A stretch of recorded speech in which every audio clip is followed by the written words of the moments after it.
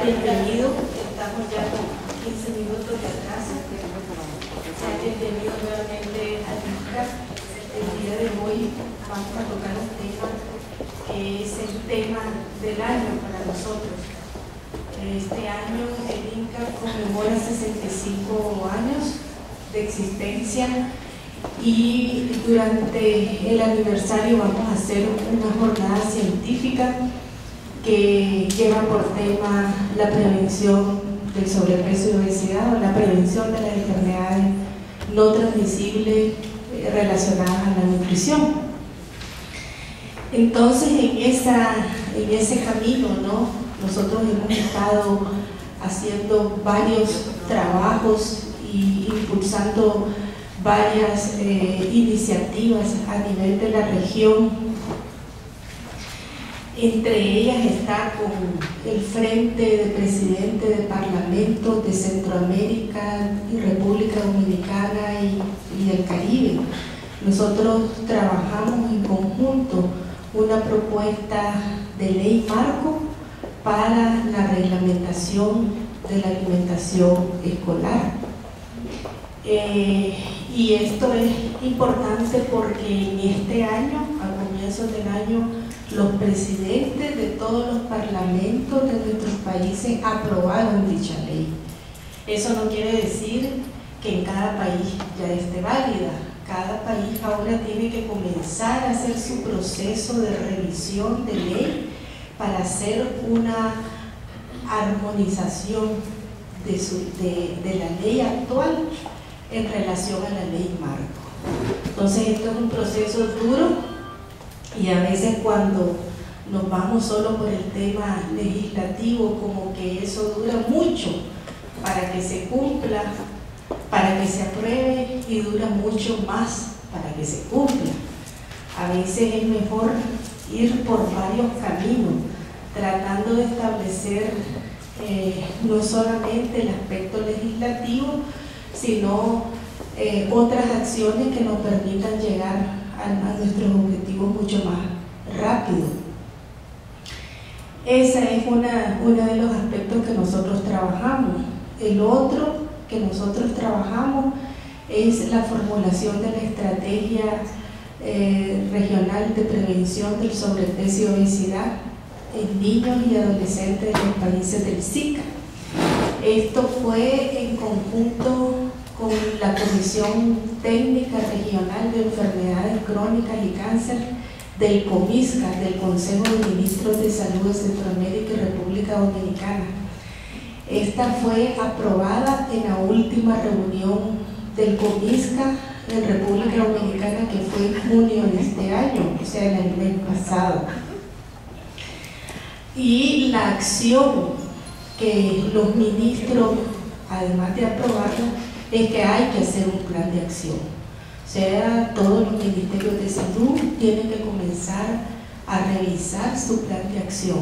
Una cosa importante que nosotros introducimos en esta estrategia fue el enfoque de curso de vida y las acciones que los servicios de salud no están haciendo y que deben de hacer dentro de sus mismos servicios. O sea, nosotros no es que vamos a crear otro servicio, es que vamos a introducir y a ponerles en las mentes a los servidores de salud de la atención a la prevención del sobrepeso y obesidad. Entonces, dentro de las cosas que nosotros vamos a ir trabajando y haciendo, y que ahora estamos también elaborando algunos, se puede decir, trabajos conceptuales o ¿cómo era, Wilton? Determinantes, un approach sobre los determinantes sociales en relación a la obesidad. Entonces nosotros queremos allí trabajar toda la conceptualización, cómo en Centroamérica se expresa este problema. Y lo que queremos hacer es un documento conceptual que nos ayude a entender cuál es la problemática nuestra, ¿verdad? Nos sirve toda la experiencia que México está teniendo, que en Chile están teniendo, que en Perú están teniendo, pero esas experiencias no son válidas si nosotros no hacemos la lectura en nuestra situación como centroamericanos. ¿Qué es lo que está pasando en nuestros países centroamericanos? Entonces ese es el esfuerzo que el INCAP está haciendo ahora y que va a ser parte también para la conmemoración del 65 aniversario, ¿verdad? Bueno, el día de hoy nosotros tenemos aquí a un visitante ilustre y amigo del INCAP desde muchas décadas atrás, ¿verdad? El doctor Benjamín Caballero. Él es de la Universidad de Johns Hopkins, ¿verdad? Y él es el director del Centro Global de la Obesidad, me imagino que puede ser de prevención de la obesidad en niños, ¿verdad? Y además de eso, él ha trabajado en muchos temas de la parte de nutrición, en la parte de investigación, en las cátedras. Yo lo he encontrado a él varias veces hablando siempre en su lucha en contra de los problemas nutricionales, principalmente de la obesidad infantil. Entonces, yo le pediría que pase, ¿verdad?, y que nos haga una presentación y que todos tengan un provecho de esto.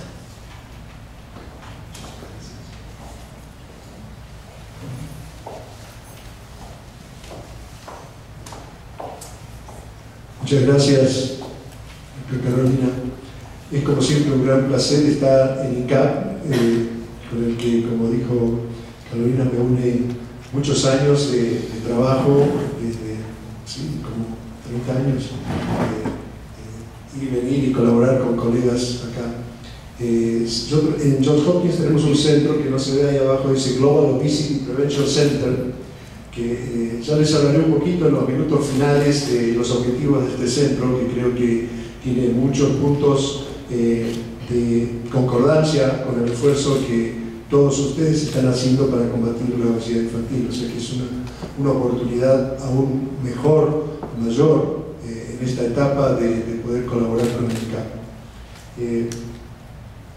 Una de las ventajas de hacer presentaciones a una audiencia educada, digamos, como ustedes, que conocen ya bastante sobre el tema de la nutrición, la obesidad, es que uno no es una clase didáctica, no les voy a hacer una lista de los determinantes y las causas y los factores. Voy a asumir que ustedes están familiarizados con esto y los puedo mencionar de paso, pero creo que lo que realmente es el desafío para nosotros en este momento es cómo integrar los conocimientos que ya tenemos sobre obesidad infantil en programas que sean aplicables, implementables y que tengan un impacto visible. No solamente que sean aprobados en una hoja de papel, sino que podamos implementarlo, lo cual quiere decir que sean realistas, que sean aceptables para las personas que tienen que estar involucradas en su implementación y que sean medibles con indicadores concretos. Y este es el gran desafío que todos tenemos, y creo que todavía hay más preguntas que respuestas, pero realmente de eso se trata en términos de lo que es la investigación científica. Nada más para refrescar nuestra memoria y ver un poco dónde estamos. Esto es un resumen de las tendencias en sobrepeso en niños de todo el mundo de 5 años para abajo. Son datos que en este nuevo consorcio que está tratando de integrar datos de UNICEF, WHO, la OMS y el Banco Mundial, que son algunas de las entidades que todos los años sacan datos que nunca coinciden entre sí. No son muy dispares, pero es hora de que toda esta gente, estas organizaciones que gastan mucho dinero en darnos información, que coordinen los criterios para elegir los datos, para analizarlos, para interpretarlos y que nos den indicadores comunes. Pero el punto que voy a hacer acá, que si ustedes ven entre 1990 y 2011, la obesidad en niños aumenta en todo el mundo, aún en África, en lugares que son más conocidos por su subnutrición y bajo peso, aún ahí existe tendencia a aumentar.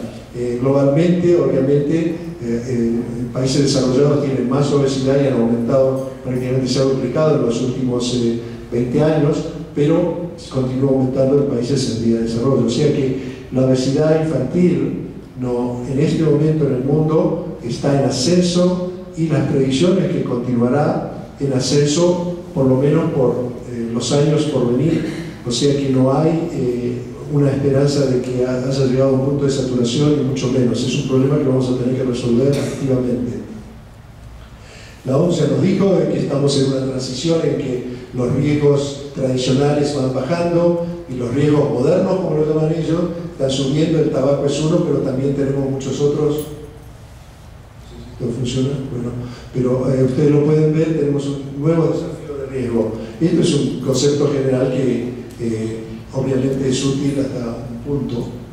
Pero volviendo a América Latina y a enfermedades crónicas, simplemente quería decir, estos son los 10 factores de riesgo más comunes para enfermedad en toda América Latina. Es parte de la serie de Lancet que analiza el riesgo de enfermedad. Están las regiones andina, central, sur y tropical.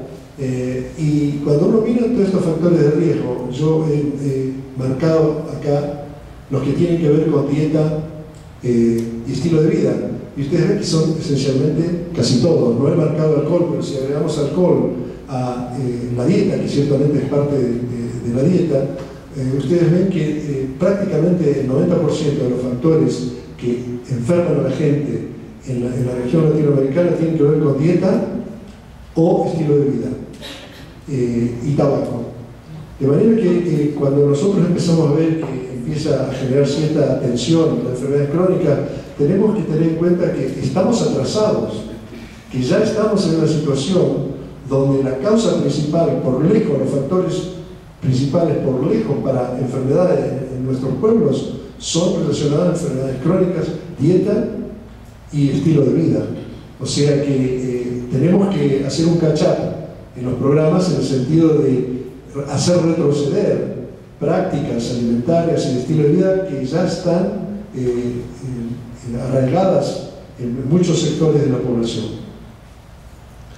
Y esto es lo sorprendente de que hay esta lista de países que son responsables del 80% de las enfermedades crónicas no transmisibles en el mundo. En países de bajos y medios ingresos tenemos Argentina, Brasil, Colombia y México dentro de esta lista, a pesar de que no son, excepto Brasil, tal vez de los megapaíses como Indonesia o Rusia, que tienen cientos de millones de habitantes y tienen un peso desproporcionado, China también en el mundo. O sea que nuestros países, a pesar de no ser del tamaño de China, tienen desgraciadamente que contribuir a este factor. Yo dije que teníamos muchas preguntas en esto, y esto es nada más, podría haber hecho 5 diapositivas con preguntas, pero quise hacer una, que creo que son algunas de las cosas que son fuente de estudios. Estas preguntas, algunas se pueden responder con datos existentes o son criterios de cómo uno interpreta datos, pero muchas requieren datos que todavía no están disponibles. Entonces, es como un plan de trabajo para los próximos 5 o 10 años. Una de ellas es característica de la población obesa. Nosotros estamos acostumbrados a decir, en este país 10% son obesos, en esta región 20% son obesos, pero estos obesos no son homogéneos. No todos los obesos son iguales, no todos los que tienen exceso de peso son iguales. Algunos son con sobrepeso a pesar de su estilo de vida, y otros sí responden a un estilo de vida o alimentario particular. Dentro de eso, el componente genético de estos subgrupos puede ser crítico para decidir cuál es la estrategia que va a tener posiblemente más éxito en una población dada.